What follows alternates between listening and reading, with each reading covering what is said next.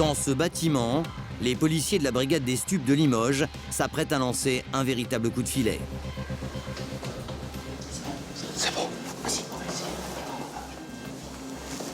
Viens là. Bonjour monsieur, c'est la police, vous venez avec moi? Allez. Parce que s'il y a quelqu'un d'autre dans l'appartement? C'est quoi quand tu touches un peu? Brigade des stupes, tu vas venir avec nous. L'homme a l'air un peu assommé et ne pose aucune résistance. On est passé où avant de venir te voir? Allez, réfléchis, c'est pas loin. Chez? Chez mon voisin. Ah bah oui, chez ton voisin. T'es pas la pièce maîtresse du puzzle, hein. En route, vu la nourrice, on est d'accord, hein. C'est aussi simple que ça. Mais 2 étages plus bas, chez le voisin justement, les choses se compliquent pour les enquêteurs. Donc là, le chien a marqué. Il a enlevé le coussin là? D'accord. Bon, tant que j'ai pas pris mon subutex, je trouve un bordel, je reste là. Mon subutex, je... Écoutez-moi. Je l'ai pas pris ce matin, vous me donnez. Allez, attache-moi si tu veux, je m'en fous. Eh ben ouais, Monsieur. Rien à foutre. Voilà, vous quoi. Ça se passait bien, garçon. Eh ben ça se passe toujours bien. On va être obligé de vous menotter, c'est tout ce qui va se passer. 2 hommes qui feraient partie d'un réseau de trafiquants qui porteraient sur plusieurs kilos de et cela fait plusieurs semaines que les policiers leur courent après. Objectif présent sur les lieux. Des heures de planque, sans être sûr du résultat. Et un outil majeur pour démasquer les dealers, les écoutes téléphoniques. Je suis sûr que je te ramène pour toi. Tu le prends, tu le passes ou pas? Eh ben, je l'ai pas encore entamé, je t'ai On va entamer les chaussures, le coup. C'est vraiment probant, quoi. Il ne peut pas y avoir d'équivoque sur le fait qu'on est en train de parler de produits stupéfiants. Mais comment accumuler les preuves de ce trafic? Ok, on y va? Allez. Des opérations coup de poing à haut risque. Faut que tu prennes des gants et des machins parce que ça serait bien qu'on touche pas le produit avec les doigts. Avec face à la police, des gros bonnets qui nient l'évidence. Quand tu t'es fait arrêter, on a trouvé 3 kg 0,24 de résine. Une enquête qui va durer 6 mois, au cœur de la France profonde du deal. Et derrière le les policiers vont découvrir qu'il est parfois question de drogue plus dure, comme la Des chiffres qui donnent le vertige. Plus de 13 millions de Français ont goûté au cannabis. 1 jeune sur 2 a déjà fumé un joint. La France est même devenue championne d'Europe en matière de consommation. Un phénomène qui touche de plus en plus de monde et qui s'est considérablement banalisé ces dernières années. Des dealers qui, après les cités et les grandes métropoles, s'attaquent aux villes moyennes. Comme à Limoges, dans le département de la Haute-Vienne, une ville de 140 000 habitants sur la route du le qui remonte via des go-fast depuis le Maghreb jusqu'à la capitale. Ici, la brigade des stupes est en alerte pour juguler ce fléau qui frappe cette ville tranquille et les villages aux alentours. Stéphane, Jean-Claude et Christophe, un groupe d'enquêteurs spécialisés qui traquent ces nouveaux revendeurs de drogue. Comment la police réussit-elle à les arrêter? Comment démanteler ces réseaux? C'est ce que nous avons voulu savoir.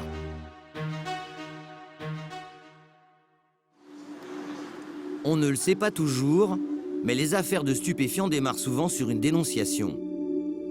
Et c'est justement ce qui s'est passé il y a quelques jours à la brigade des stupes de Limoges. À la suite d'un appel anonyme, Stéphane, 46 ans, et 20 ans de maison derrière lui, a reçu des informations qui accusent un homme de la région d'être un trafiquant de des éléments qu'il a déjà consignés dans un procès verbal. Donc là, on fait des vérifications par rapport à un renseignement anonyme qui nous est parvenu au service. C'est une personne qui nous a appelé pour nous signaler que monsieur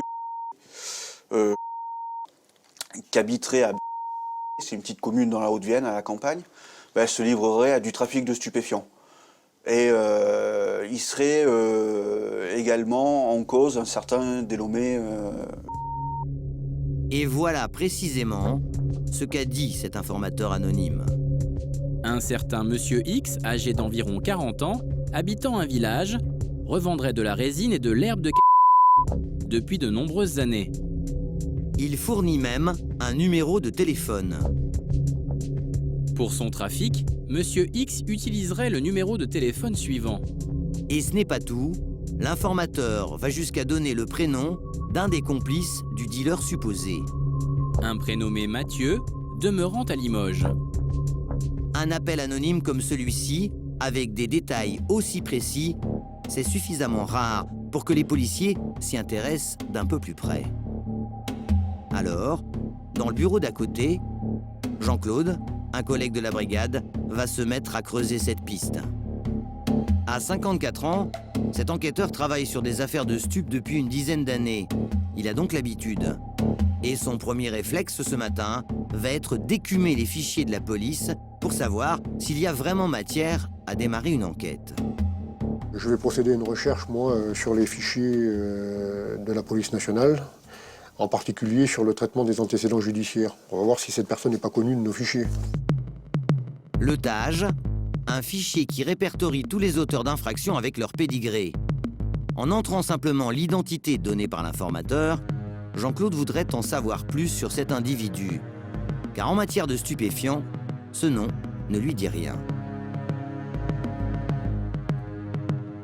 Menaces contre les personnes, des violences, bon, c'est des antécédents qui sont assez vieux. Il n'est pas connu pour stupéfiants, mais on a des personnes qui sont mêlées à nos trafics et qui ne sont pas toujours connues des stupéfiants. Hein. À première vue, rien pour corroborer la dénonciation au téléphone. Mais une adresse va retenir l'attention de Jean-Claude.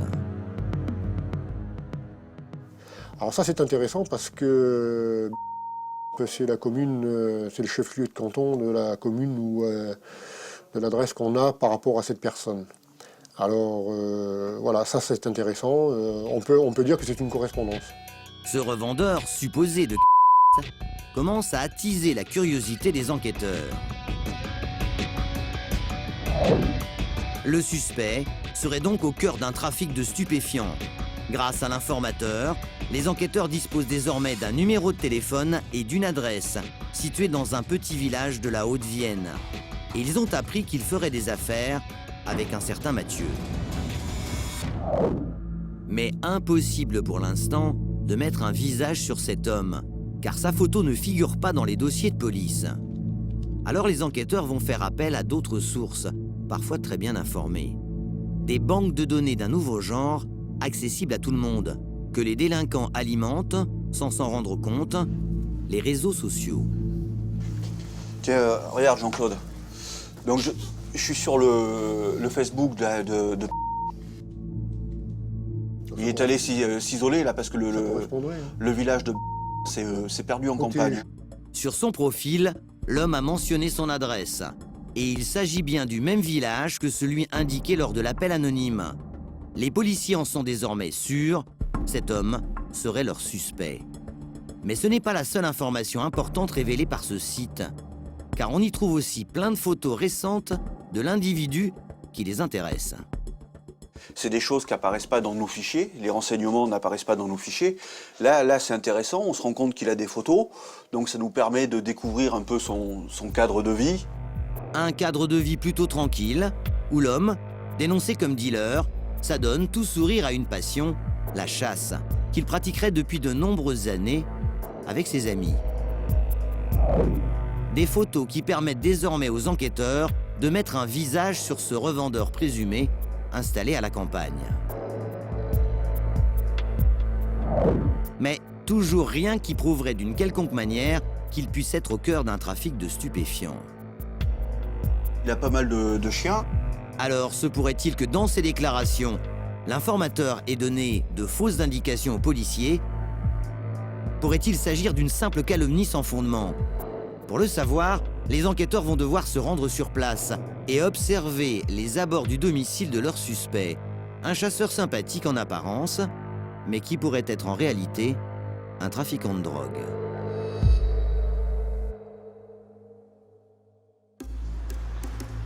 Le lendemain matin, au commissariat de Limoges, Stéphane a toujours en tête l'appel anonyme qu'il a reçu.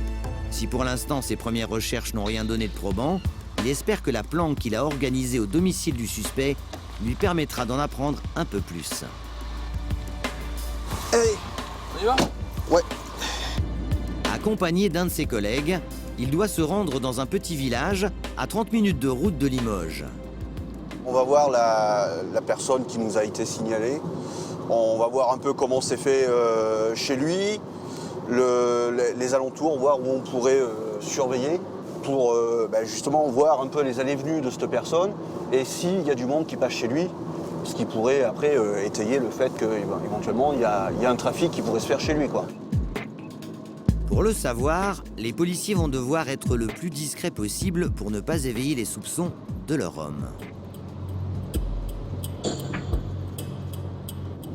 Voilà, nous y voilà. C'est la maison en fait qu'on a en face de nous. Cette maison, avec la voiture bleue garée devant, serait celle du suspect. Un domicile au volet blanc, encore fermé à cette heure. Une maison banale, mais qui va vite poser problème aux enquêteurs. Car son emplacement présente de nombreux désavantages pour la surveillance qu'il voulait organiser. Les ruelles, là, on passe à peine à 2 voitures. Impossible de trouver un endroit pour stationner sans être repéré. Alors, après plusieurs minutes à tourner dans les rues, les enquêteurs décident de s'éloigner un peu en espérant trouver un point de surveillance plus en hauteur. On voit bien que c'est enclavé. Là, on ressort, mais il n'y a aucun moyen de surveiller. Et donc, même si on voulait surveiller par-dessus, c'est pas possible parce que c'est caché par une grange qui est en surplomb. Rien à faire, la maison du suspect n'offre aucun angle de vue aux policiers. À croire qu'elle a été choisie exprès pour cela. Mais oui, il a bien choisi sa maison, il est tranquille. Face à ce constat, les policiers ne peuvent que rebrousser chemin. Pour tenter d'en savoir plus sur leur supposé dealer, ils vont devoir opter pour une autre stratégie.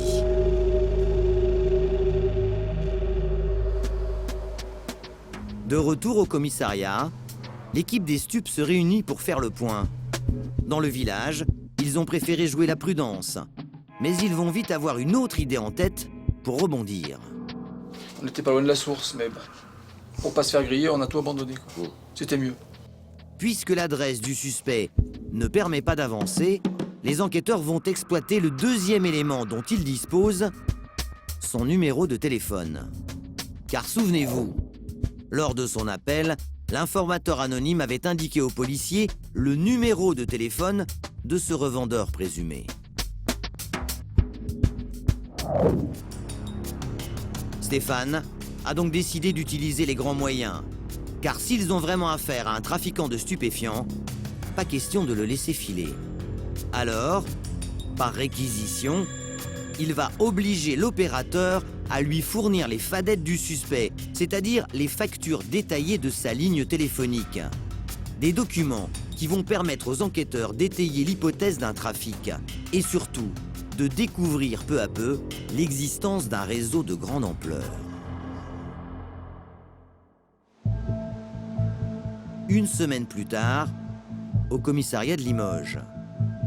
Après quelques jours d'attente, Stéphane possède enfin les fadettes sur la ligne téléphonique du dealer présumé.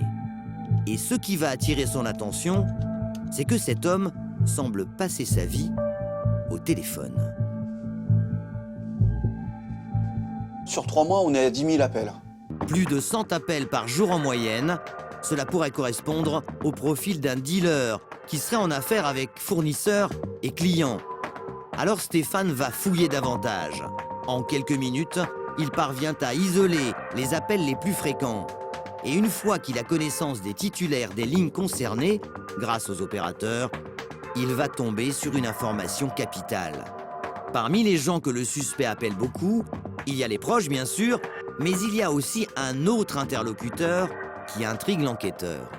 On a fait des tris par rapport au nombre d'appels les plus importants. Les premières positions, c'est le fils et la mère et on trouve derrière.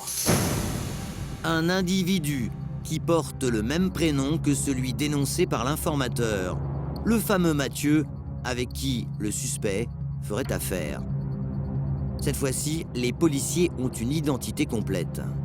Donc c'est intéressant pour nous parce que ça nous permet de mettre un nom sur le prénom qu'on avait dans le renseignement de départ et de voir que ces deux là et puis sont régulièrement en contact. Et la raison pour laquelle ils pensent être sur la bonne piste, c'est que ce monsieur leur dit quelque chose. Alors en quelques clics, Jean-Claude va vérifier cette identité dans ses fichiers. C'est quelqu'un qu'on connaît très bien puisque on l'a arrêté en avril pour justement du trafic de stupéfiants.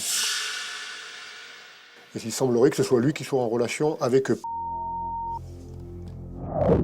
Pour les enquêteurs, ce trafiquant notoire correspondrait bien au complice supposé du suspect, mentionné lors de la dénonciation au téléphone. Un seul et même Mathieu, un nouveau visage dans cette affaire. Mais quel est le rôle de chacun et quelle serait l'ampleur de ce trafic? Donc si c'est la même personne qui poursuit le trafic dans lequel on a les nouvelles informations, oui, c'est quelqu'un qui doit être bien impliqué. Et je pense qu'on doit avoir un réseau derrière qui doit être conséquent. Donc oui, ça va faire une belle affaire. Dans la tête des enquêteurs, une ébauche de scénario se dessine. Alors, sur autorisation du parquet, ils décident de placer les deux hommes sur écoute pour préciser les choses, en espérant découvrir la nature exacte de leur relation. Des écoutes téléphoniques qui sont souvent la seule arme des policiers dans ce type d'enquête. Pendant plusieurs jours, toute la brigade des stupes va se mobiliser sur cette affaire. Les conversations entre le suspect et Mathieu, son complice supposé, sont enregistrées 24 heures sur 24. Les policiers sont concentrés. Tout est scruté minutieusement à la recherche du moindre indice. Jusqu'au contenu des SMS émis et reçus par ces deux numéros. On n'a rien de vraiment très probant. Hein. Tu l'appelles ces mecs, bon, des fois ça parle un peu de pognon, mais c'est pas top. Hein. Rien de probant. Mais une chose est sûre, les enquêteurs reconnaissent la voix du trafiquant qu'ils connaissent bien. Mais rien ne filtre dans les appels. Il semblerait que les deux hommes soient sur leur garde. Les enquêteurs le savent, il ne faut pas être pressé dans ce genre d'affaires. Ils doivent rester à l'affût du moindre faux pas. Il y en a toujours un qui va se lâcher. De toute façon, ça... Donc, faut attendre l'engueulade. C'est ouais. toujours dans les engueulades que ça change. Il faut attendre le différend d'argent et avec une engueulade, et là, ça se lâche au téléphone après. Mais ça va venir. Il faut être confiant et être patient. Et vous allez voir que par chance, un coup de main inattendu va permettre à l'enquête de faire un pas de géant.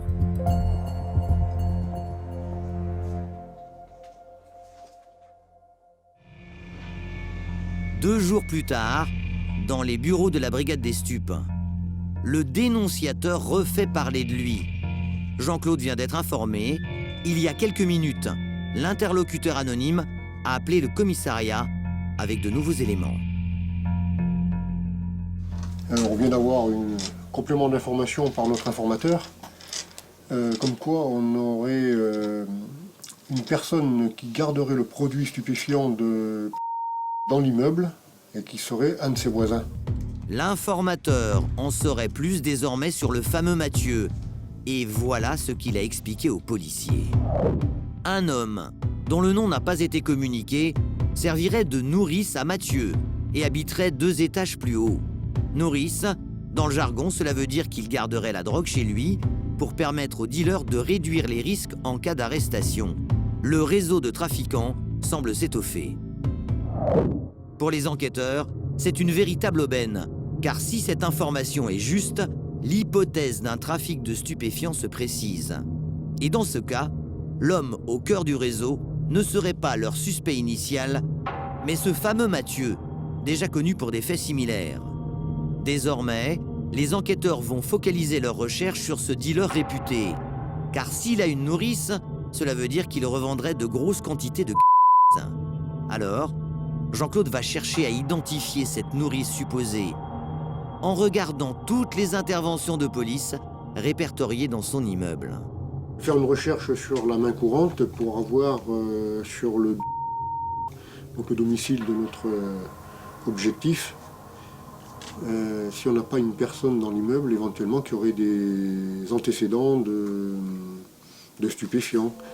Et au bout de quelques minutes, le policier semble avoir déniché quelque chose d'intéressant. En décembre 2012, c'est un trafiquant qu'on a déjà interpellé il y a quelque temps. Donc lui, il est domicilié rue de... Voilà qu'on a un profil. Alors ça, c'est intéressant. Et ça peut être une piste. C'est un voisin. Ça pourrait être la nourrice. C'est une éventualité. Un homme dont les policiers connaissent le visage, puisqu'il a déjà été entendu par la brigade des stupes. Ils ont donc consigné sa photo dans leur fichier. Il s'agit peut-être d'une coïncidence, mais pour Jean-Claude, il faut creuser. Les policiers vont devoir se pencher à nouveau sur les seuls éléments à leur disposition, les écoutes. Et dans les jours qui viennent, elles vont peu à peu amener des indices essentiels pour faire avancer l'enquête. Dès le lendemain, les enquêteurs des stupes s'intéressent de près à la ligne téléphonique du fameux Mathieu, pour savoir s'il est bien en lien avec cette nourrice supposée. Un homme dont ils ont aussi le numéro de téléphone dans leur dossier, puisqu'il a déjà été interpellé. Et très vite, les policiers vont s'apercevoir que ces deux individus se contactent régulièrement. Passe à 20 h, je peux pas avant. T'es là dans longtemps? On part, j'arrive. Des messages qui mettent la puce à l'oreille de Jean-Claude et de son collègue Christophe. Les éléments ils sont très intéressants parce qu'ils corroborent les renseignements que nous a donné l'informateur, donc qui confirme que bien la nourrice. Donc ce qu'on supposait maintenant est avéré. Donc pour l'enquête, c'est positif. Donc la piste était bonne. On a fait les vérifs là-dessus. Ouais, on a bien fait d'insister un peu. Ouais. Pour les enquêteurs, les choses se précisent. Il y aurait bien un trafic en cours et assez organisé. Avec un petit revendeur, un dealer et une nourrice, dont le visage est déjà bien connu des policiers. Mais pour l'instant, toujours aucune conversation explicite entre ces individus pour le prouver. Sauf que Michel, le chef des stupes, vient de faire une belle trouvaille en écoutant la ligne téléphonique de leur suspect qui vit à la campagne. Il a appelé un gars pour lui dire qu'il avait un demi-lièvre et que s'il voulait, il pouvait passer lui donner. T'es au travail là? Non, c'est chez moi. J'ai tué un lièvre et là je suis sur Limoges et je voulais te filer un morceau pour cuisiner pour toi quoi. Donc toi je peux pas le sanglier, je peux pas filer le sanglier à un rebeu, tu vois. Alors je vais lui filer un bout de lièvre. Il va pas dire j'ai, je sais pas moi, une demi-plaquette de 100 grammes de ou un demi-kilo. Donc il faut qu'il trouve un code. Et lui, comme il est chasseur, et que ses copains savent qu'il est chasseur, eh bien, il parle d'un demi-lièvre ou d'une cuisse de chevreuil. Pour les policiers, pas de doute. Cette conversation sur du gibier est une embrouille. Et elle confirmerait que leur suspect initial revendrait bien du à des clients. Un nouveau trafiquant dans le paysage local du deal, inconnu de la brigade des stupes jusqu'ici. Donc, l'homme dénoncé au départ par un appel anonyme serait bien un revendeur de et il s'approvisionnerait chez Mathieu, le dealer présumé, qui lui-même cacherait sa marchandise chez un voisin, une nourrice 2 étages plus haut dans le même immeuble. Les pièces du puzzle s'assemblent peu à peu, à force de persévérance. Et le soir même, c'est un échange de SMS qui va enfin fournir aux enquêteurs une piste sérieuse pour tenter de coincer leur suspect.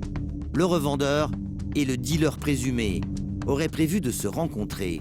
Une discussion a priori sans intérêt, mais pas pour Jean-Claude, qui voit dans ces quelques mots le signe d'une transaction potentielle.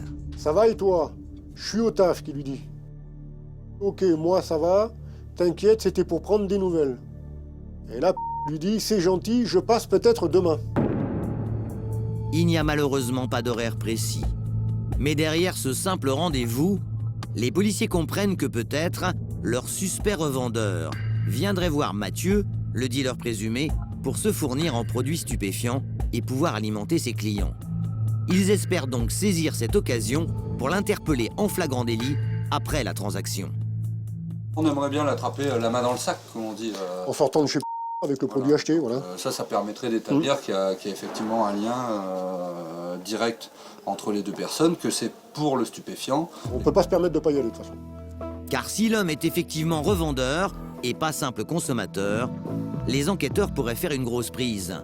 Ils doivent à tout prix monter une surveillance. On parle demain matin avec les collègues, de manière à bien se caler sur qui va faire quoi, et puis attendre le passage de... Et à ce moment-là, à sa sortie, on fera le nécessaire. On aimerait bien l'attraper la main dans le sac, comme on dit.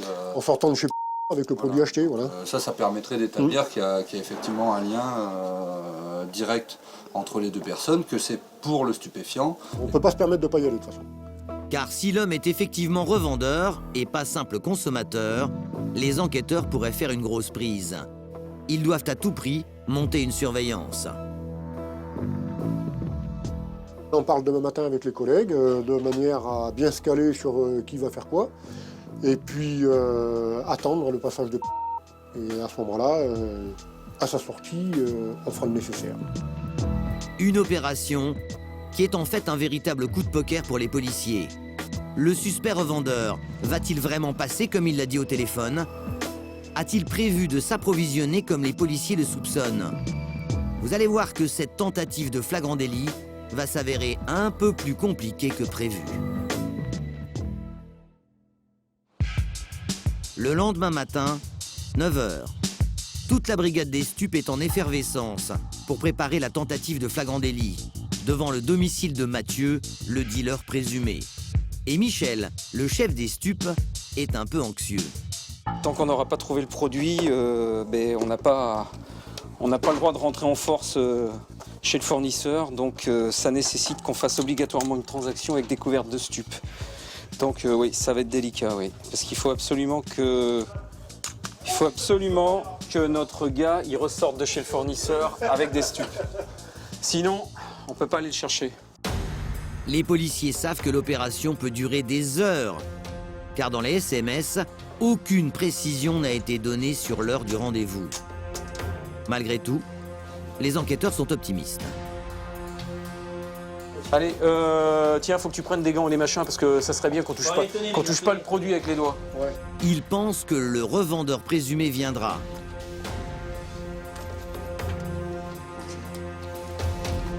Ok, on y va? Allez. Moi, je reste aux écoutes. Dès qu'ils ont serré, je les rejoindrai. Pendant que ces équipes partent, Michel, lui, reste au bureau pour surveiller les conversations téléphoniques entre les deux hommes. Une opération qui va mobiliser une dizaine d'enquêteurs. Sur le terrain, les policiers vont se scinder en deux groupes. Stéphane et ses collègues seront postés sur un parking à proximité de l'immeuble. De leur côté, Jean-Claude et son collègue Christophe se positionneront avec leur équipe dans un appartement prêté par un locataire. Une planque avec vue plongeante sur l'entrée du bâtiment et le domicile de Mathieu, situé au rez-de-chaussée. On y est. La planque, elle est où, là? Voilà, elle est en haut dans le bâtiment là. Et le domicile, c'est là-bas au numéro. En toute discrétion, les enquêteurs s'introduisent dans le parking de l'immeuble. Et en quelques minutes, tout le monde est en place. Ouais, c'est bon, vous êtes installés? D'emblée, les policiers savent que Mathieu, le dealer présumé, est chez lui. Car l'homme purge actuellement une peine de 4 mois de prison avec un bracelet électronique. Il n'a donc pas le droit de quitter son domicile. Une longue attente commence. Donc on attend que le gars vienne acheter chez et après, donc, quand il ressortira, on ira le contrôler. Mais quelques heures plus tard, toujours aucune trace du revendeur supposé. En communication avec Michel resté au bureau, Stéphane n'a pas de bonnes nouvelles. Ce qui est bizarre, c'est qu'ils n'ont pas pris contact ensemble de la journée. Parce que sinon, à chaque fois, ils s'appellent ou ils s'envoient un SMS pour dire « Bon, ben ok, je passe te voir, telle heure, c'est calé. » Plus les heures passent et plus le doute s'installe dans la tête des policiers. Ont-ils été repérés? Ont-ils mal compris le sens des SMS échangés entre le revendeur et le dealer présumé? Surveillance, patience. Ouais, faut pas se presser de toute façon. Ah, il faut être tenace. Voilà 6 heures maintenant que les enquêteurs surveillent l'entrée du bâtiment, sans rien voir de suspect, jusqu'au moment où un visage familier va apparaître. Avec le gamin et tout, donc ils vont être partis un bout de temps, hein, c'est con. Ah, il est parti. Putain. Oui, il était avec sa copine. Ils sont partis vers où, tu sais? La nourrice qui vient de s'en aller. Ouais, celui qu'on soupçonne d'être la nourrice qui s'en va avec sa femme et son gamin, et là, c'est pas forcément une bonne nouvelle. Les policiers en sont sûrs. Ils viennent de reconnaître la nourrice du dealer présumé. L'homme qui entreposerait chez lui la drogue vendue par le dénommé Mathieu. Et s'il s'absente avec femme et enfant, cela n'augure rien de bon, car pour les enquêteurs, c'est peut-être le signe qu'ils ont été découverts. L'opportunité de saisir de la marchandise en quantité serait en train de s'éloigner. Mais quelques instants plus tard, un message est intercepté. Un SMS envoyé par Mathieu au revendeur présumé que les policiers attendent. Il dit tu peux passer si tu veux, il lui a dit. Les enquêteurs reprennent espoir de voir arriver leur homme. Mais une fois encore, il va leur falloir faire preuve de patience, car leur suspect ne répond pas au SMS. Les minutes défilent et la nuit s'installe sur Limoges. Et vous allez voir que la fin de journée va permettre aux policiers de constater un étrange manège dans l'immeuble de Mathieu, juste sous leurs yeux. Ouais, Michel, c'est David. Elle y va? On a peut-être qui est rentré chez. Les enquêteurs viennent de reconnaître un individu qu'ils connaissent bien, qui se rendrait chez le dealer présumé et qui ressort très rapidement de l'immeuble. C'est un trafiquant qu'on a fait dans une précédente affaire, il y a quelques années. Ouais, il est ressorti, mon gars, il a mis un truc dans sa peau. Ah, il doit y avoir de la qualité, parce que quand on voit les personnages qui viennent, c'est pas des amateurs. Les soupçons des policiers se confirment. Pendant plus d'une heure, bien cachés derrière leurs fenêtres, ils vont observer un étrange défilé. Des individus rentrent quelques minutes, puis ressortent aussitôt de l'immeuble. Et parmi eux, se trouvent de nombreux consommateurs bien connus de la police. Alors, Jean-Claude va tout noter minutieusement, chaque nom avec l'heure de passage chez le dealer supposé. Les enquêteurs en sont convaincus. Ces allées et venues évoquent très fortement des clients qui viendraient s'approvisionner chez Mathieu. Mais inutile d'arrêter ces petits consommateurs. Ce que veulent les policiers, c'est bien sûr prendre le revendeur en flagrant délit avec beaucoup de marchandises sur lui. Mais soudain, le comportement suspect d'un des clients va clairement les mettre en alerte. Guillaume, il a regardé en haut, hein. C'est plus cher, les gars. C'est pas bon, ça. Cette attitude inquiète fortement Jean-Claude et ses collègues. Aurait-il été remarqué? Vont-ils devoir lever la surveillance sans avoir pu interpeller le suspect qu'ils attendent?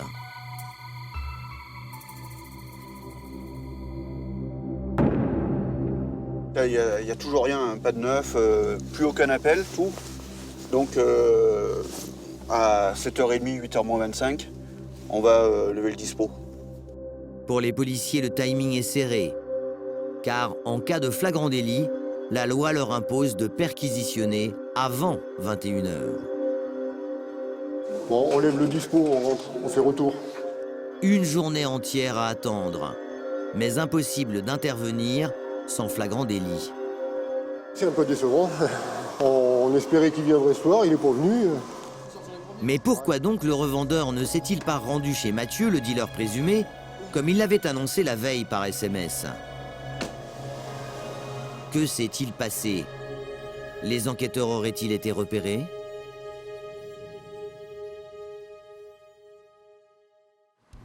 Le lendemain au commissariat, l'inquiétude continue de monter dans les bureaux des stupes. Ce matin, Christophe est aux écoutes. Et depuis la veille, le revendeur présumé et son fournisseur, le dealer supposé, ne se parlent plus. Les policiers craignent que leur enquête ne se trouve en péril. Depuis hier soir, plus rien, plus un SMS, plus un coup de fil, et c'est pareil. Alors, à la limite, pour lui, il se lève à 2 h l'après-midi, mais il y a toujours sa mère qui appelle, il y a toujours quelqu'un qui lui laisse un message, et là, c'est silence radio. Il y a un gars qui est sorti hier soir, et il y a eu un regard vers le haut sur l'appartement, et moi, j'ai pas aimé. Car lors de la surveillance, Jean-Claude avait cru être repéré par cet homme en bas de l'immeuble du dealer présumé. Du coup, les policiers imaginent tous les scénarios possibles. Quand il est passé à hauteur de l'appartement, il a regardé en haut. Donc ça, c'est pas bon. Moi, ça m'a pas plu. On est aussi parano que de toute façon. Il y a un truc qui va pas, il y a un coup de téléphone qui n'est pas donné à l'heure, nous aussi on s'inquiète et on fait comme eux. Eux, ils se sentent écoutés tout le temps. Même si c'est pas vrai, ils voient la police partout. Et nous, on est pareil, on croit qu'on a été vu partout. Et nous, on croit qu'on a été vu partout quand on est dehors. Alors ça marche dans les deux sens. Et c'est Michel qui va trouver une explication, bien loin de ce qu'il pouvait imaginer. Bon, bah mon vieux Jean-Claude, je pense que je sais pourquoi ils sont pas venus hier soir, parce qu'il y avait le match. Je suis sûr qu'il a regardé le match. Quel match, je crois. Il y avait Lille-Marseille hier soir. Ah oui. Je suis sûr que c'est ça. Pour un match de foot, le suspect ne serait pas passé chez Mathieu. Une hypothèse plausible qui rassure les policiers et qui va les pousser à persévérer.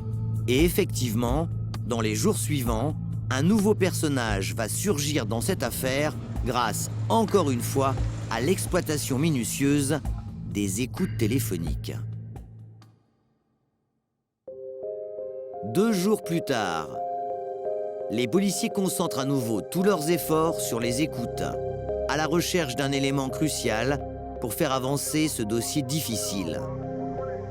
Un appel ou un SMS qui pourrait les aider à démanteler ce réseau de trafiquants présumés.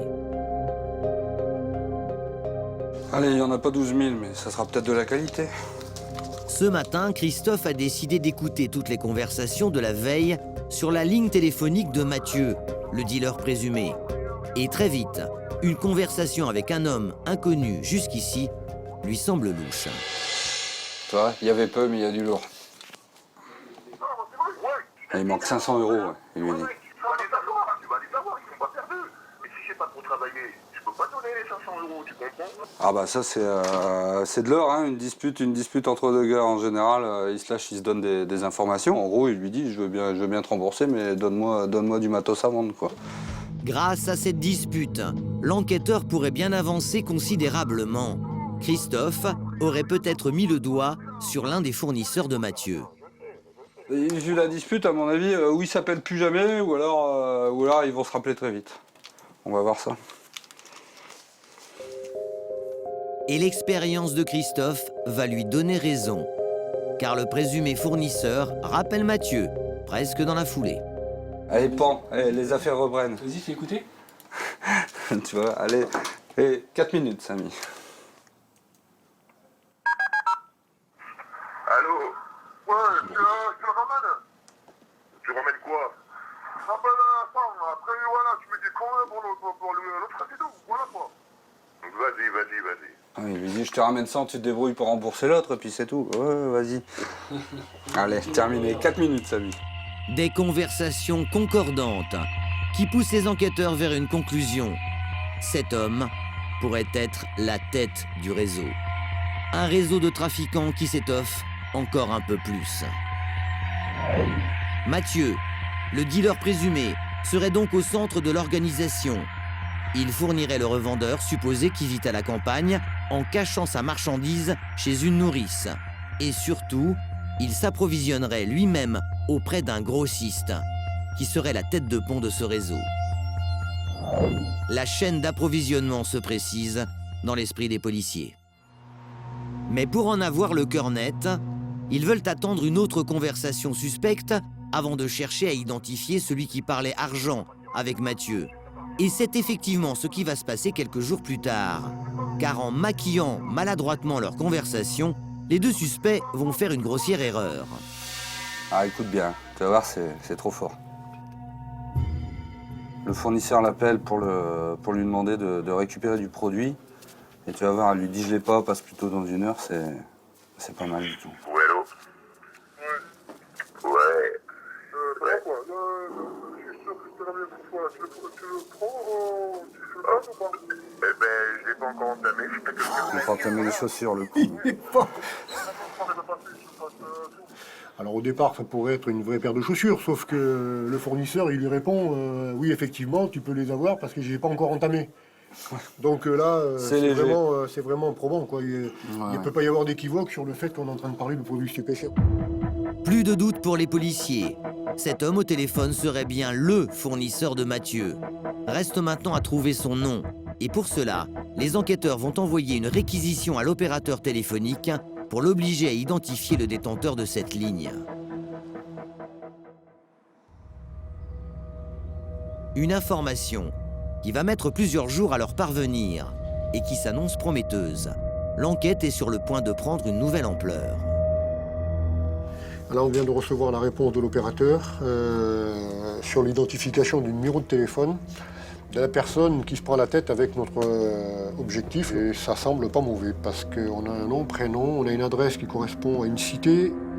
Des éléments essentiels pour Jean-Claude, qui va donc essayer d'en savoir plus sur cet homme, en croisant ses données avec les fichiers dont il dispose, à commencer par celui des antécédents judiciaires. Ben voilà. Et l'homme est déjà connu des services de police. Il existe même une photo que voici. Ah, il est connu à Limoges, il est connu dans les Pyrénées-Orientales, il est connu en Haute-Garonne. Ah, il est connu pour violence et il est connu pour séjour irrégulier sur le territoire. Mais il n'est pas connu pour stupéfiants. Étonnant, car les policiers le suspectent d'être à la tête d'un réseau. Alors Jean-Claude décide de poursuivre ses recherches grâce au fichier des immatriculations de véhicules. Véhicule, qu'est-ce qu'il pourrait y avoir ? Une voiture de couleur rouge foncé, un indice de plus pour le policier. Alors il est domicilié. Ah ben ça c'est bon, c'est une très bonne piste. Une adresse identique à celle donnée par l'opérateur téléphonique. Désormais, Jean-Claude a tous les éléments en main pour pouvoir surveiller cet homme. Il doit aller vérifier sur place que l'adresse qu'il possède est bien la bonne. Ouais, faut y aller là. De toute façon, faut y aller là le matin, là, pendant que tout le monde dort. Le matin, ouais. Bon allez, à tout à l'heure. L'homme habiterait dans une cité de Limoges et Jean-Claude s'y rend seul pour ne pas éveiller les soupçons. Car s'il s'agit bien du fournisseur de Mathieu, le dealer présumé, il pourrait être sur ses gardes et se méfier des mouvements de voiture dans sa cité. Voilà, on arrive à proximité, là, là on est dans la rue qui est donnée, et comme il habite dans les débuts de numéro, c'est ici, là. Voilà. Voilà, il habite là. Dans ce bâtiment-là, donc il fallait ranger la caméra. Pour ne pas compromettre ce repérage, nous suivons Jean-Claude en caméra cachée.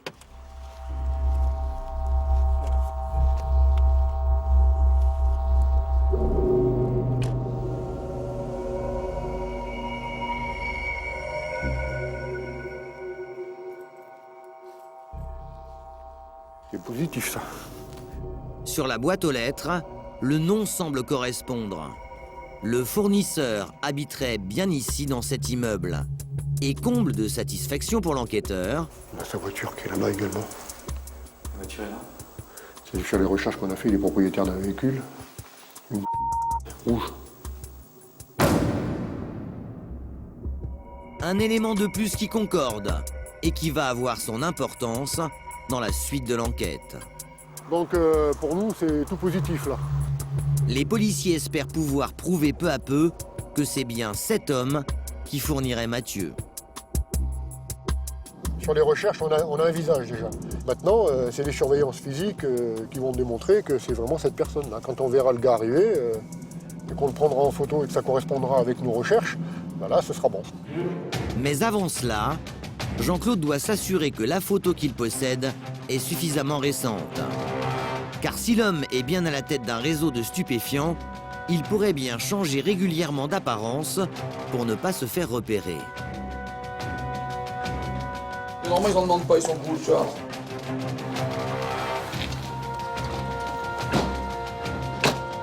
Alors, pour le savoir, les policiers vont s'adresser cette fois à l'administration. Car il existe en France des services qui regorgent d'informations sur chacun d'entre nous, les préfectures. On veut voir, parce que son titre de séjour arrive enfin aujourd'hui, et voir au service des étrangers si jamais il a demandé un renouvellement. Normalement, il a dû amener une photo plus récente. Donc on voudrait essayer de récupérer cette photo si elle existe. Grâce à leurs fichiers, les agents de l'État disposent de renseignements précieux. Bonjour madame. Et pour les policiers, la démarche va s'avérer payante. Voilà, ben impeccable. Ouais, très bien. Je vais voir ce que ça donne, ce que ça va sortir. 2 photos récentes de leurs fournisseurs présumés, un pas de plus dans l'enquête.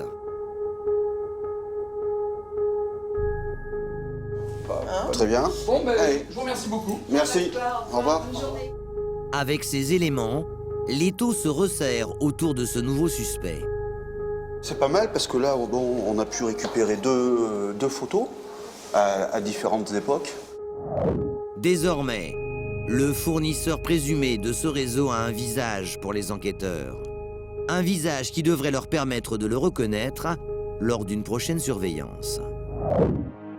Car il reste encore une étape pour le coincer. Une étape cruciale. Les policiers vont devoir trouver une ultime preuve, démontrer que le fournisseur supposé et son dealer présumé, Mathieu, sont bien en contact régulier et pas seulement par téléphone. Une semaine plus tard, au commissariat de Limoges, les policiers sont à nouveau tous branchés sur les écoutes téléphoniques.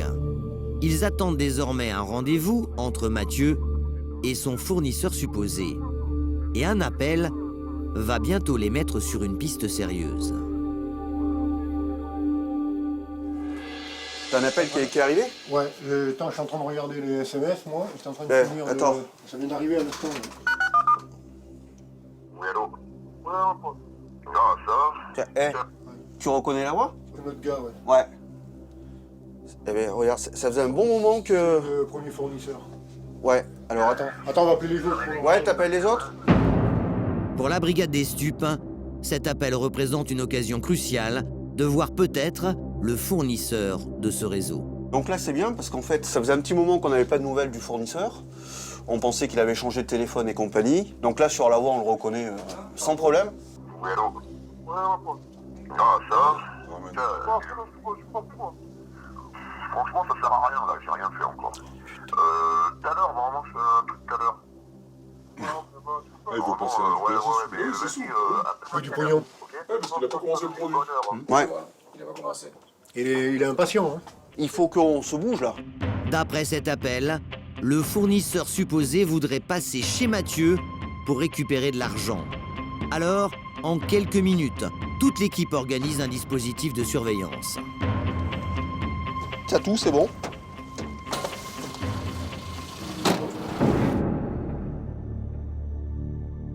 Il est impatient, hein. Il faut qu'on se bouge, là. D'après cet appel, le fournisseur supposé voudrait passer chez Mathieu pour récupérer de l'argent. Alors, en quelques minutes, toute l'équipe organise un dispositif de surveillance. T'as tout, c'est bon. Une fois encore, les policiers se divisent en 2 groupes. Jean-Claude dans l'appartement de la Planque et les autres dans une voiture positionnée non loin de l'immeuble.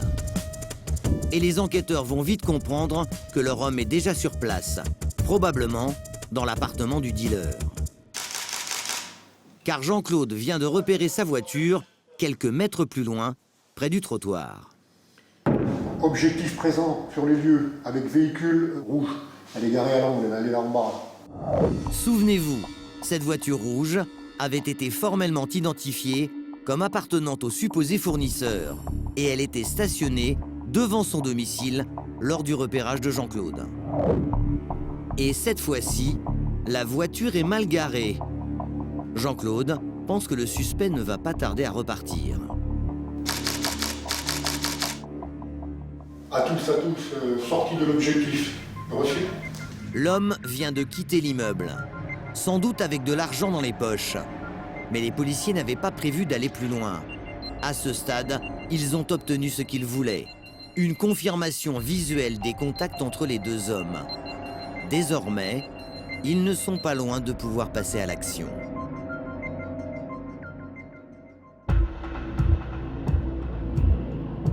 De retour au bureau, Jean-Claude va s'empresser de vérifier la qualité de ses clichés. Je crois que nous allons avoir une énorme satisfaction. Oh là là là là là là là, regarde-moi ça. Ah ben là, tu l'as nickel. De toute façon, on s'en fout, c'est sa bagnole. Hein. Donc c'est lui. Hein. Et en comparant la photo avec celle qui était déjà dans leur fichier, les policiers n'ont plus aucun doute. Le mec, il est venu avec la voiture du titulaire du téléphone. Voilà. Et au niveau des photos qui sont prises, il y a une énorme ressemblance. Là, ce soir, on a vraiment de la chance et voilà, c'est le top. Donc maintenant, il n'y a plus qu'à mettre, à décider quand on tape et mettre le dispo en place, quoi. On n'a plus de surveillance à faire, puisque surveiller des clients, c'est plus du tout intéressant. Voilà, maintenant on a tout ce qu'on voulait. Il ne nous reste plus qu'à appeler le procureur pour lancer nos interpellations. Au fil des semaines, les enquêteurs ont accumulé peu à peu des éléments probants pour pouvoir confondre leurs suspects.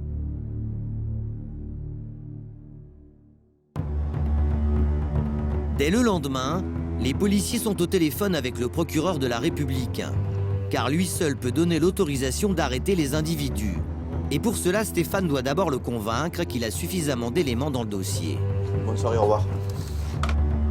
En fonction des résultats des surveillances et des identifications des fournisseurs, maintenant on a le feu vert pour procéder aux interpellations. Une bonne nouvelle pour la brigade des stupes après plusieurs mois d'enquête. Mardi matin, on est OK pour les interpelles et les perquises. Et tant qu'on a fait nos interpelles, je recontacte le parquet pour lui dire ce qu'il en est. Dans 4 jours précisément, les policiers pourront intervenir. Chez le fournisseur supposé, mais également chez Mathieu, le dealer présumé, ainsi que chez sa nourrice, et enfin chez le revendeur suspecté, dénoncé au téléphone à l'origine de l'affaire. Mais vous allez voir que les choses ne vont pas tout à fait se passer comme prévu, et que par un simple coup du hasard, les enquêteurs vont être pris de court. 2 jours plus tard, à l'hôtel de police, l'interpellation des trafiquants présumés de ce réseau doit avoir lieu demain matin. Mais un événement va mettre toute la brigade en alerte. Je viens de voir les collègues de l'APJ, le groupe Stup. Ils ont en garde à vue depuis hier après-midi. Il s'est fait péter par les douaniers avec 3 kills. Ah mais sérieux? Ouais. Le fournisseur présumé, que les stupes traquent maintenant depuis plusieurs semaines, a été arrêté la veille par les douaniers à 1 heure de Limoges à bord d'un véhicule avec 3 kilos de résine de dans le coffre. Une jolie prise qui va immédiatement accélérer les choses. À l'APJ, c'est eux qui ont le dossier. Ouais, donc il va falloir qu'on prenne contact rapidement avec le parquet, de façon à récupérer le dossier et qu'on déclenche nos interpelles maintenant au lieu de demain comme prévu. Car dans les affaires de stupéfiants, les nouvelles se répandent vite. Le risque, c'est que les autres qui sont dans le dossier, nos interpelles, soient au courant et que soit ils déménagent de chez eux, ou s'il y a du produit ou de l'argent, tout disparaisse. C'est pour ça que maintenant on est pris par le temps et dès que le procureur a donné son accord, on part en interpelle immédiatement. L'objectif des policiers, c'est bien sûr de saisir un maximum de marchandises en perquisitionnant les domiciles de leurs différentes cibles pour pouvoir enfin prouver qu'ils avaient vu juste dans cette enquête. Oui, bonjour monsieur. Mes respects, monsieur le commissariat de police de Limoges. Pour les enquêteurs, il n'y a pas une minute à perdre. Merci, bonne journée, au revoir. À plus tard. On va laisser les objectifs et puis commencer à bosser. Un poil en avance, mais ça ira. Le feu vert est donné. Pour les policiers, c'est le moment de lancer les interpellations. Une opération à haut risque, car bien souvent les revendeurs de drogue ont une grande imagination pour planquer leur cam, comme ils disent dans leur jargon. Malgré tout, vous allez le découvrir, l'équipe des stupes ne va pas repartir les mains vides, bien au contraire. Pour l'instant, on va faire l'objectif principal et sa nourrice. Et ça soi-disant nourrice. Il faudrait quelqu'un derrière pour surveiller que ça ne jette pas par le balcon si jamais il y a du produit. Les deux cibles prioritaires sont donc ces deux hommes. Mathieu, le dealer présumé, et sa nourrice supposée, qui habite à la même adresse. Et pour démarrer, les policiers vont d'abord s'attaquer au deuxième individu, susceptible de stocker la marchandise. Grâce à leur multiple surveillance, les enquêteurs connaissent parfaitement la géographie des lieux. Il ne leur faut que quelques minutes pour arriver sur place. Une fois en bas de l'immeuble, ils savent qu'ils doivent prendre les deux suspects par surprise. Le temps pour Christophe de donner le top départ. Et l'opération peut débuter. La nourrice supposée habite au deuxième étage, au-dessus du dealer présumé, qui est au rez-de-chaussée. C'est bon.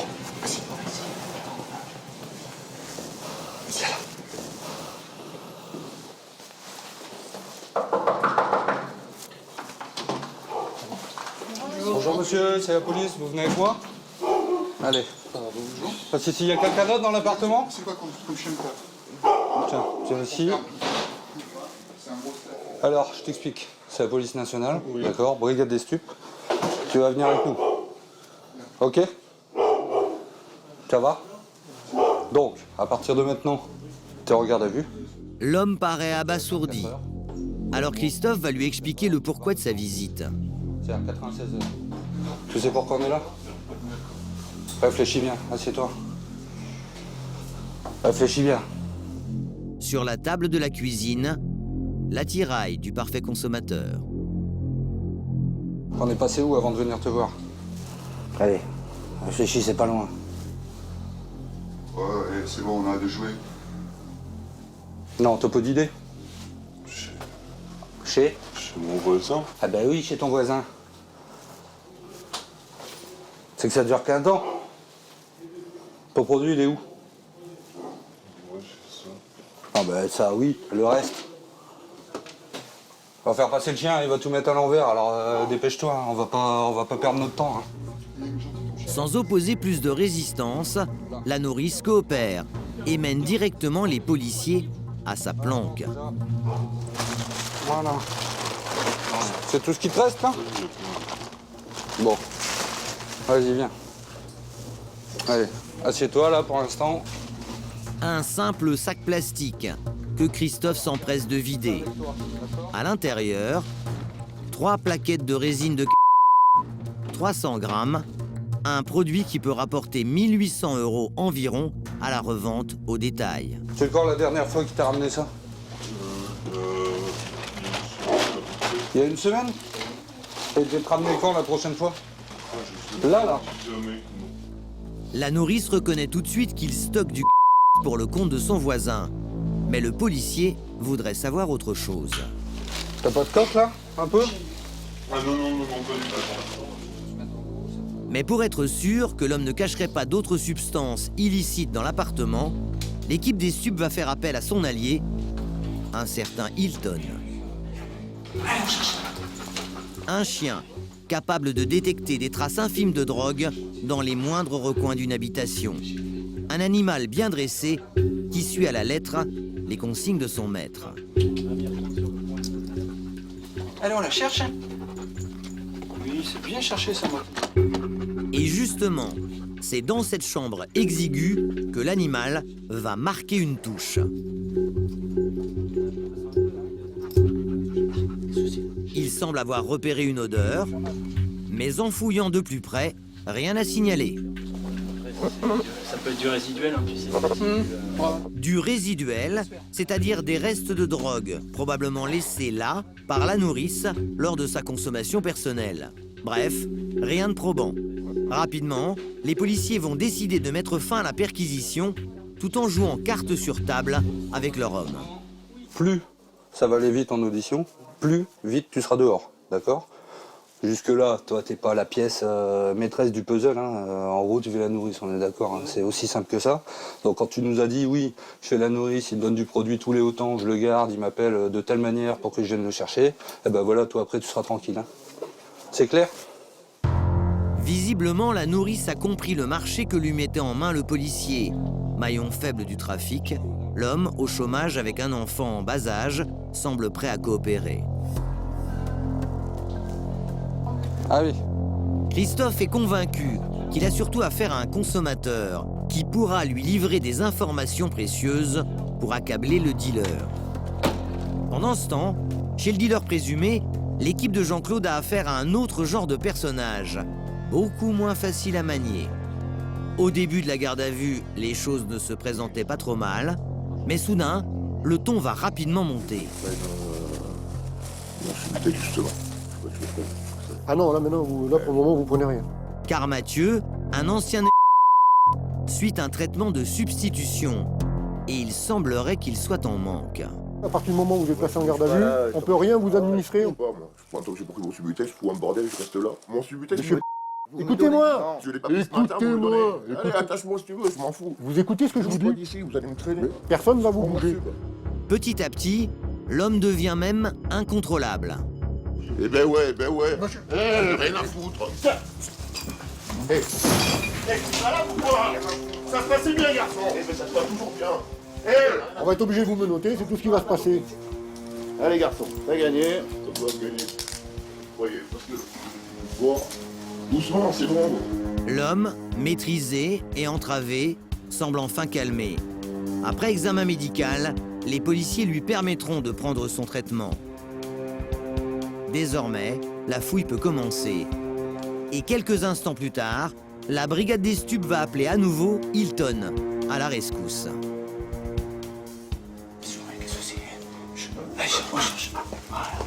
Le chien renifle toutes les pièces de l'appartement.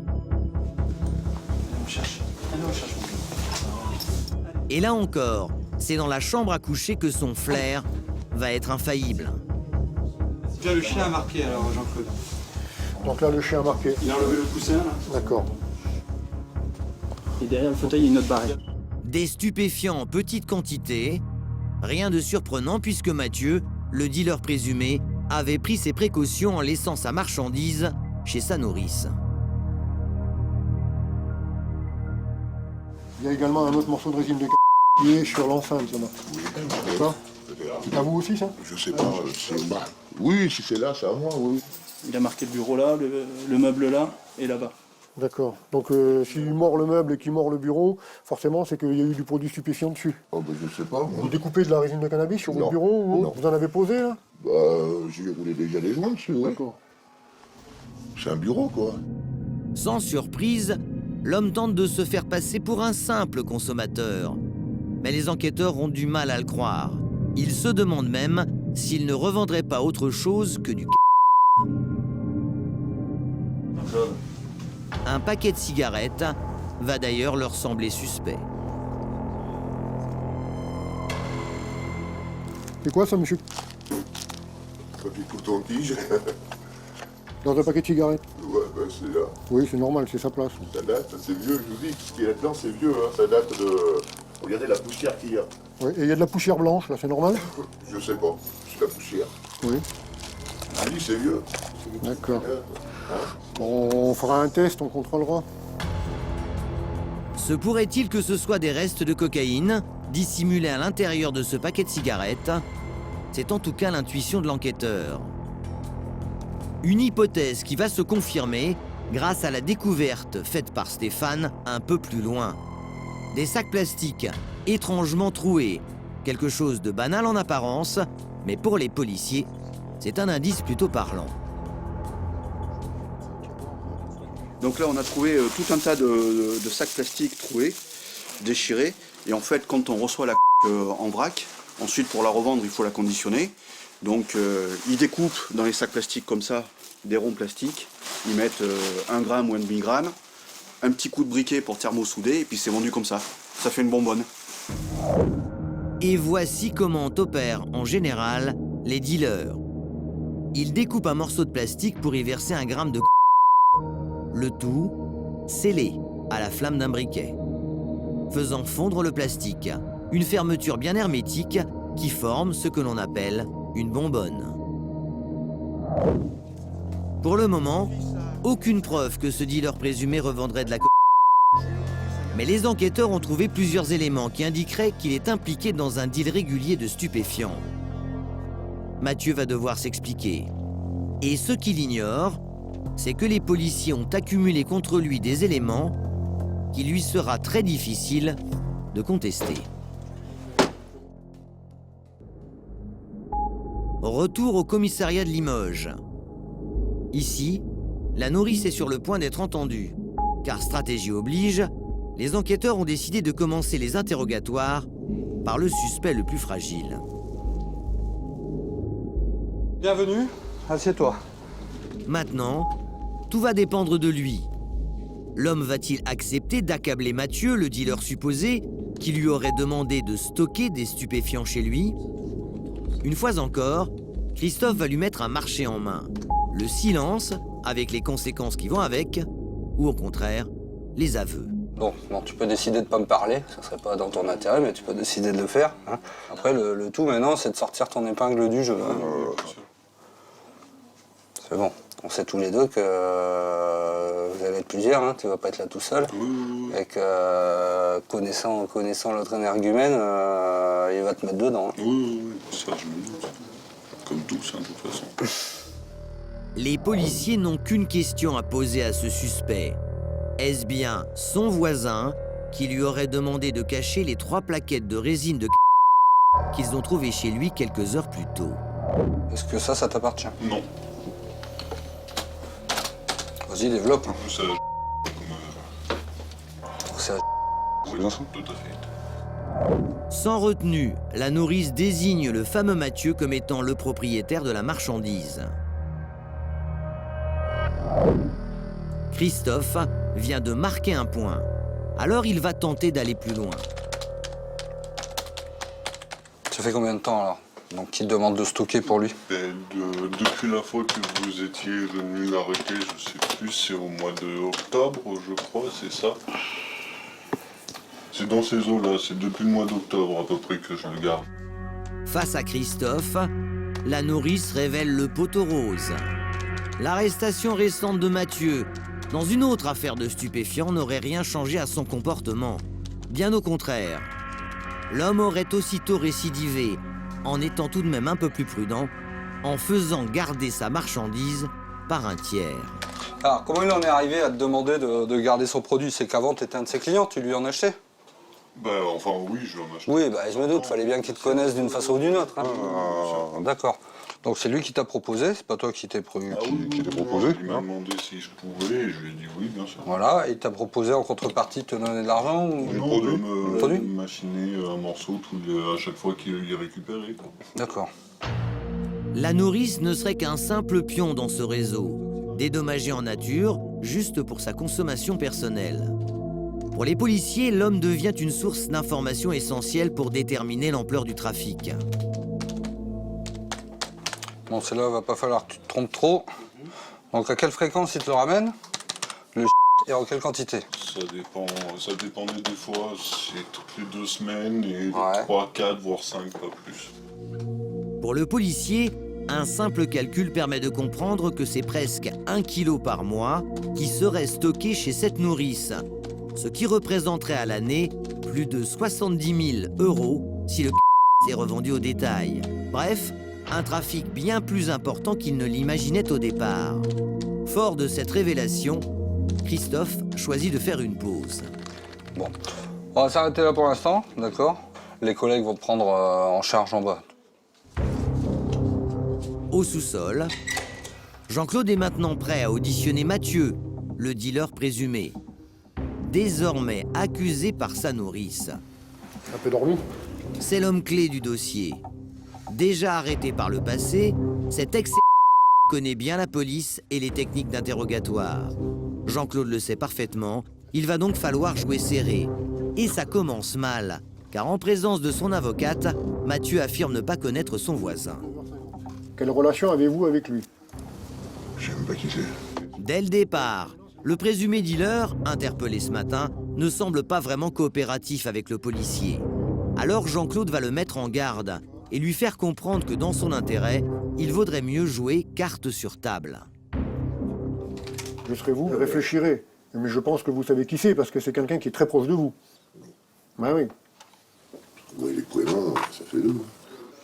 Déjà, là, sur la période du mois de décembre, là, vous avez communiqué, vous étiez déjà communiqué 86 fois. Donc quand même, vous devez le connaître. Non? Grâce aux écoutes téléphoniques, Jean-Claude pense avoir déstabilisé son interlocuteur. Pourtant, le suspect ne semble pas ébranlé outre mesure par les éléments que le policier lui présente. Il vous appelle le 9, il vous dit « Salut copain, ça va? T'es debout, je peux passer vite fait ?» Il y en a qu'un qui m'appelle copain. Il y en a plein. Hein. Tu vas me faire voir comment il est. Vous voulez que je vous montre sa photo? Bah ouais. D'accord. Je vais vous présenter sa photo.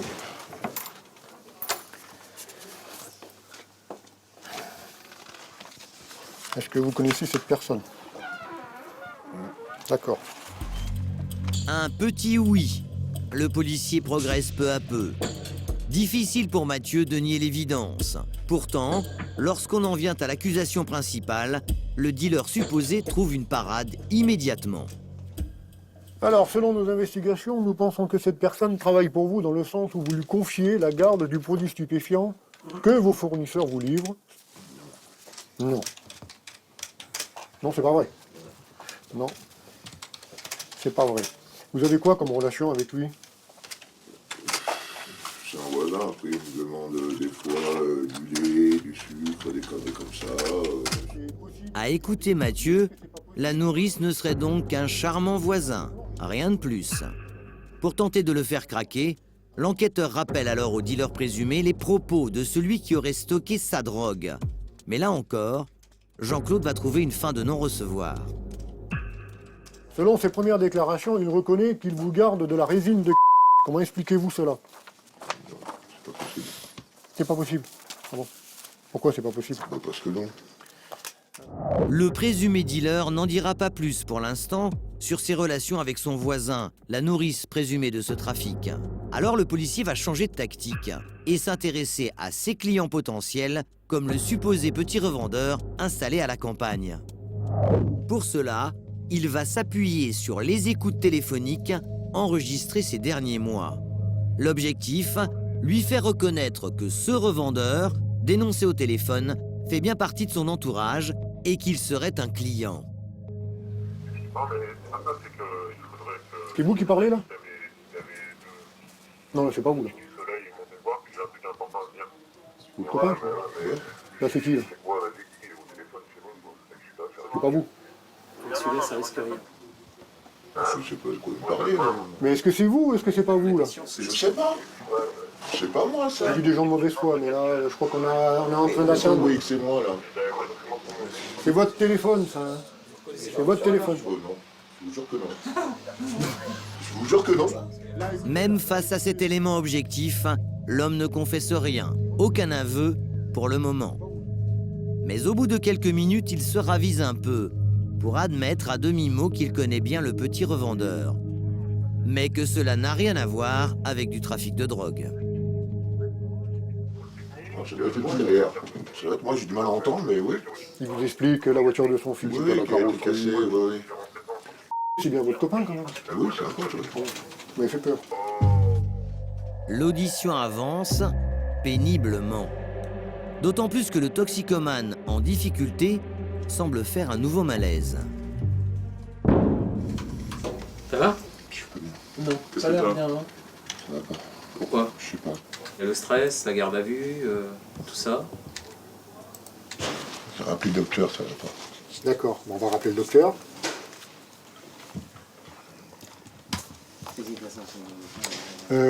Viens avec moi. Simulation du suspect coincé face aux preuves des policiers, ou au contraire, malaise réel d'un ex. Dans le doute, les enquêteurs de la brigade des stupes ne veulent prendre aucun risque. Ils arrêtent l'audition pour l'instant. Alors, pour faire avancer l'enquête, ils vont devoir trouver d'autres témoins à charge, comme le revendeur présumé qui vit à la campagne. L'homme acceptera-t-il de balancer son dealer ?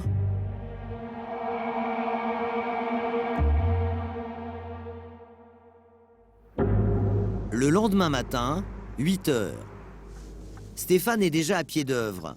Avec ses collègues, ils ont décidé d'utiliser une stratégie souvent payante dans ce genre d'affaires, l'interpellation du plus petit maillon du réseau, celui par qui toute l'affaire a commencé. Le but, si on le trouve, ben, ça va être de lui faire avouer qu'il se fournit auprès de... Et comme pour l'instant, est plus à nier son trafic qu'autre chose, si maintenant on a une deuxième personne qui dit ben oui, je lui achète, après, il pourra continuer à nier tant qu'il voudra, il est plié. Hein. Reste à savoir si le revendeur dénoncé au départ est bien chez lui. Tu vois, c'est la maison qui est en face de nous, là. A priori, coup de chance pour les enquêteurs. Sa voiture est garée devant son domicile. Les policiers vont aller droit au but. Monsieur, bonjour. Vous nous ouvrez, c'est la police, s'il vous plaît. On a besoin de vous voir. Ne faites pas sortir, s'il vous plaît. Hop, alors il est toutou. Bonjour, monsieur. Bonjour. On est là dans le cadre d'une affaire de trafic de produits stupéfiants. Vous concernant, entre autres. Il est 9h15, vous êtes placé en garde à vue. Ah d'accord. Une course contre la montre s'engage. Les enquêteurs doivent faire vite pour perquisitionner le domicile et parvenir à faire dire à leur suspect qu'il se fournit bien auprès du dealer présumé, actuellement en garde à vue au commissariat. Donc je vous explique maintenant, on va faire une perquisition chez vous. Mes collègues pour la perquisition, ils ont un chien qui est spécialisé dans la recherche stup. Si vous avez des stupéfiants chez vous, hein. Subutex. Ouais. Pas de on trouvera pas de Non, je fais pratiquement plus. L'opération part mal pour les enquêteurs. A priori, l'homme suspecté de revendre des petites quantités de assure n'avoir aucune drogue chez lui. Voilà qui est ennuyeux pour les policiers, car il faut absolument qu'ils démontrent qu'ils consomment et revendent, s'ils veulent s'en servir ensuite pour témoigner contre le supposé dealer. Mais au bout de 30 minutes de recherche, Hilton n'a toujours rien à se mettre sous la dent. On a fait le tour, hein. On va y aller. Pas un gramme de stupéfiant ici. Mais l'équipe de Stéphane ne désarme pas. Elle emmène l'homme au commissariat pour l'auditionner. Car leur objectif principal, c'est surtout de parvenir à lui arracher un témoignage contre Mathieu, le dealer présumé. En face. Asseyez-vous. Donc tout à l'heure, vous m'avez dit que vous avez arrêté de fumer? Ouais. Pas vraiment. Depuis quand vous avez bien levé le pied? Depuis septembre.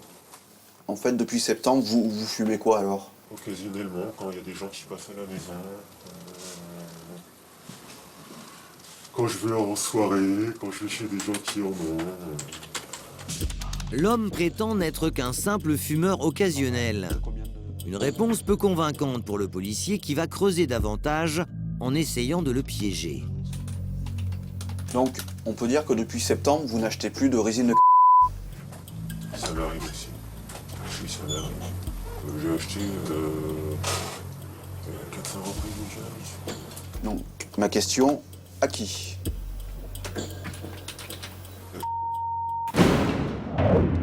Pour la seconde fois, le dealer présumé est mis en cause. Après la nourrice, il s'agit maintenant d'un client.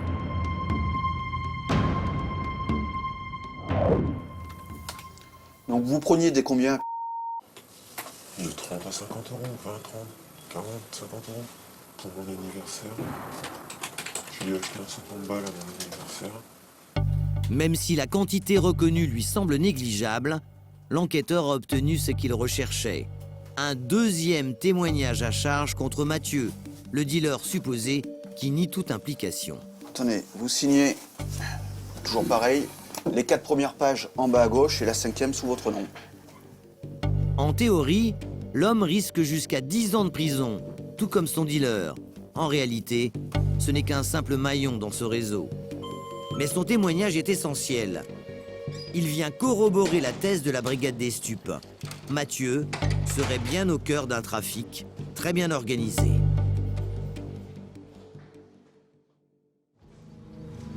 Le lendemain matin, 7 h. C'est la dernière journée de garde à vue pour Mathieu, le dealer présumé. Avec le nouveau témoignage que viennent de recueillir ses collègues, Jean-Claude espère enfin le faire craquer, alors qu'il a tout nié en bloc jusque-là. Concernant vos clients, les personnes à qui vous avez revendu des produits stupéfiants. Le 28 octobre 2013, les collègues effectuent une surveillance physique de à ce moment-là, se rendait chez vous. Il est resté quelques instants. Pouvez-vous nous dire quelle quantité de vous lui avez donné et quand il était chez vous? Je n'en avais pas donné. Il m'en prend jamais, quoi. Une nouvelle fois, la situation semble bloquée. Le dealer présumé refuse d'admettre qu'il sert son client. Mais Jean-Claude insiste. Donc il passe chez vous, donc c'est forcément pour prendre quelque chose, parce que sinon je vois pas l'intérêt. Normalement, il a obtenu ce qu'il voulait. Vous voyez ce que je veux dire? Peut-être qu'il m'avait pris une barrette ou deux, peut-être.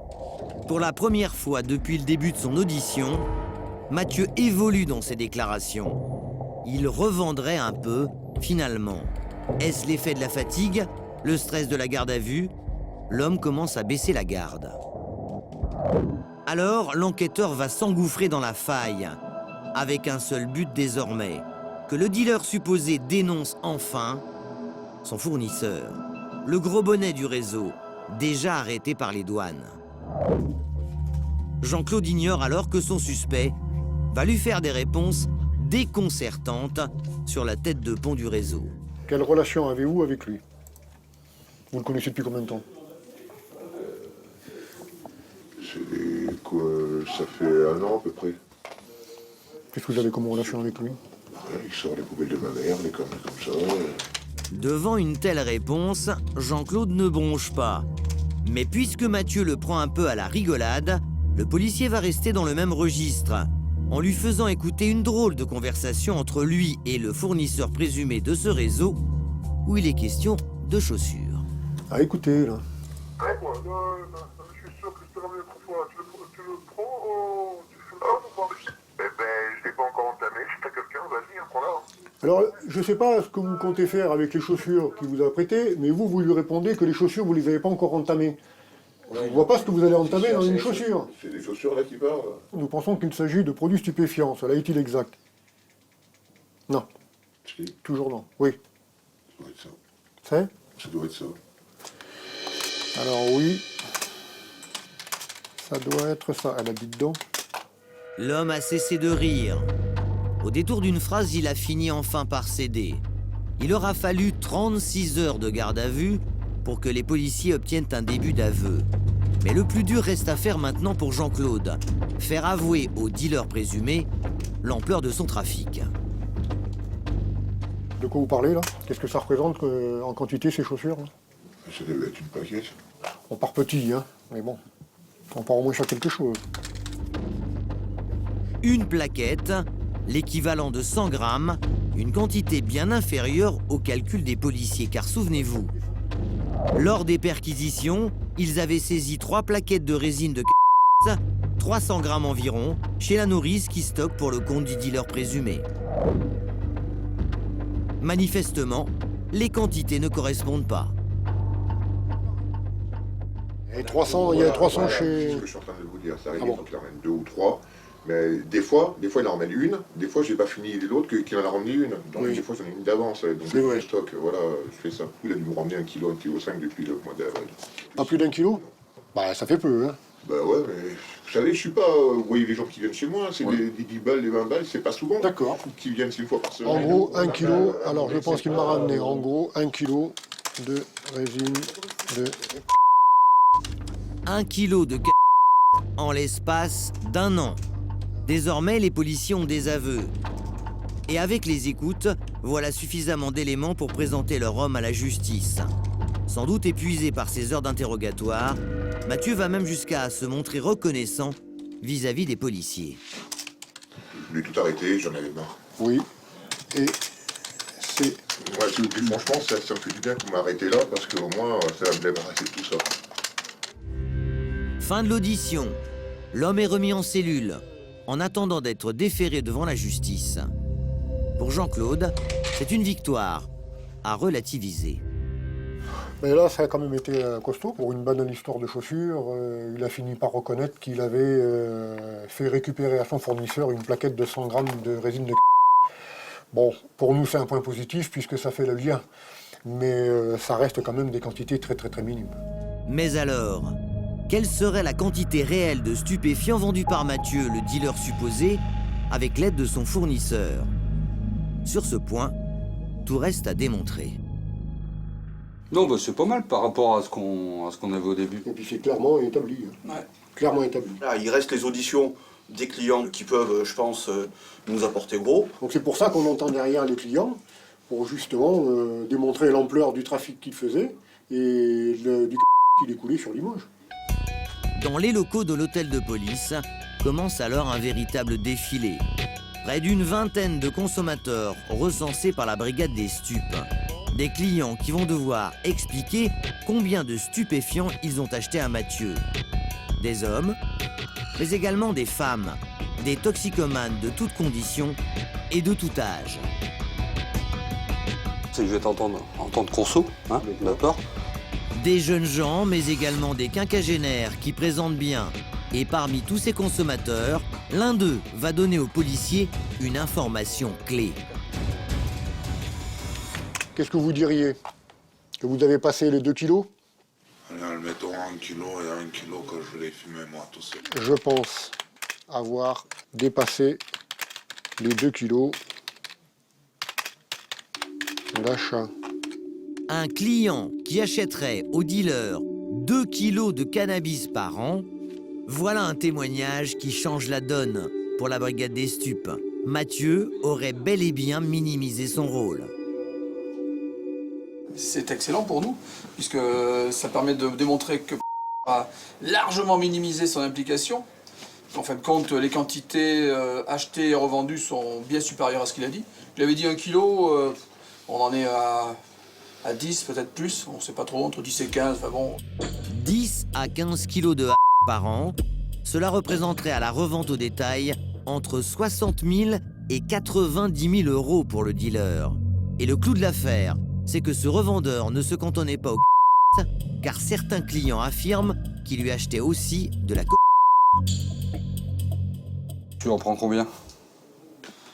À lui? Ouais. Oh, si je lui en ai acheté 2 fois, c'est vraiment le maximum. Ah ouais, 1 gramme à chaque fois? de la et plusieurs kilos de Les policiers de Limoges semblent avoir arrêté un réseau en pleine expansion. Et pour boucler leur enquête, ils doivent désormais s'attaquer au cerveau de cette organisation. Car en audition, Mathieu, le dealer présumé, a officiellement mis en cause son fournisseur. Reste à faire avouer ce dernier, un individu au sang-froid qui ne va pas se laisser déstabiliser facilement. L'homme est déjà dans les murs depuis son interpellation 3 jours plus tôt par les douanes. Alors Stéphane va le chercher à l'autre bout du commissariat.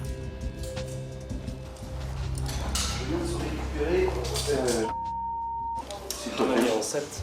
En 7 pour l'audition? Ouais. Cette fois-ci, la tête de pont du réseau va devoir s'expliquer devant les stupes de Limoges. Allez, vous venez avec moi? Je vous remets juste les pinces pour monter. Pour le suspect, l'audition s'annonce difficile. Car souvenez-vous, il avait été arrêté avec 3 kilos de dans le coffre de sa voiture. Et c'est ce que va lui rappeler immédiatement Christian, qui va mener l'interrogatoire. On va commencer tout de suite par ça. Hop, voilà, donc... Regarde. Oh là. Regarde. Le 2, quand tu t'es fait arrêter, on a trouvé...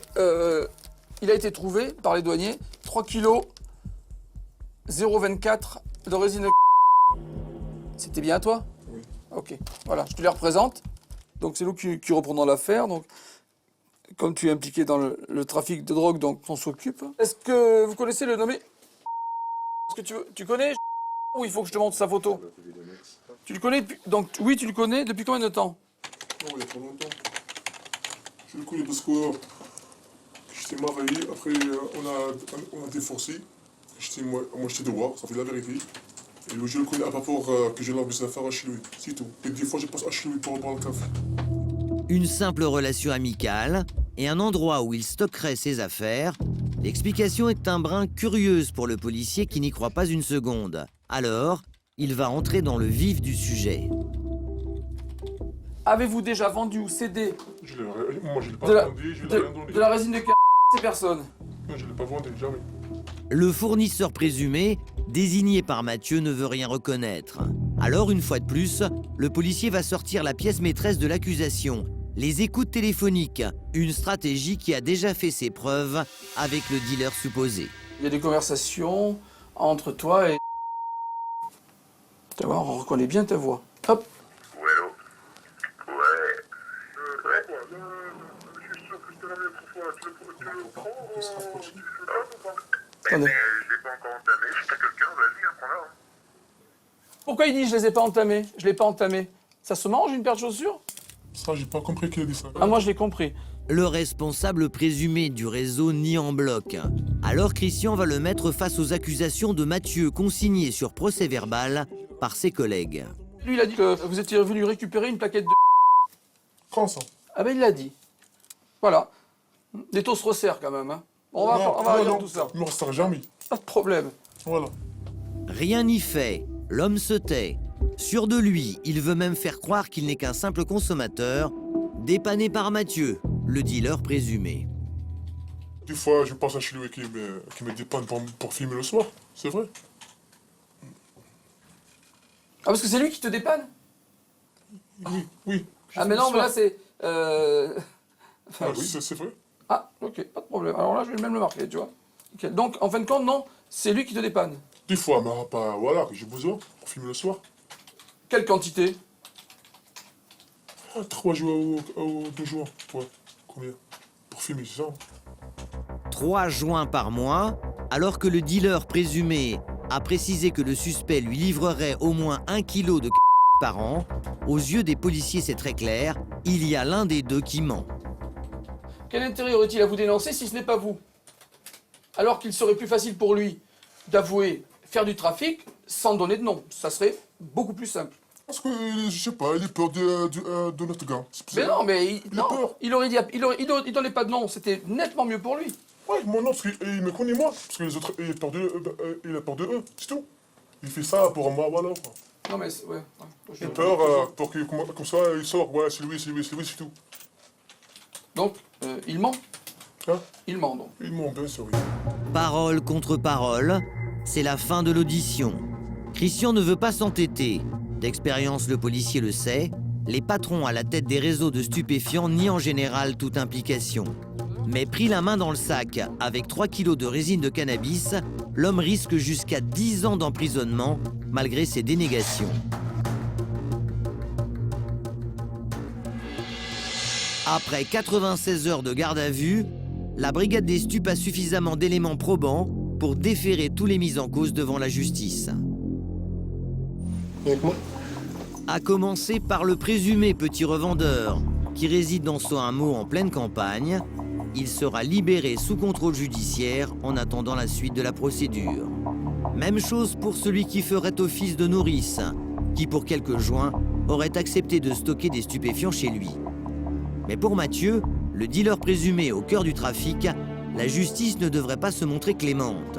Lui risque jusqu'à 10 ans de prison, comme son fournisseur supposé.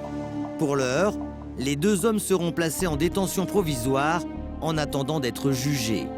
6 mois d'enquête pour démanteler un réseau qui alimentait des consommateurs dispersés jusque dans les campagnes du Limousin.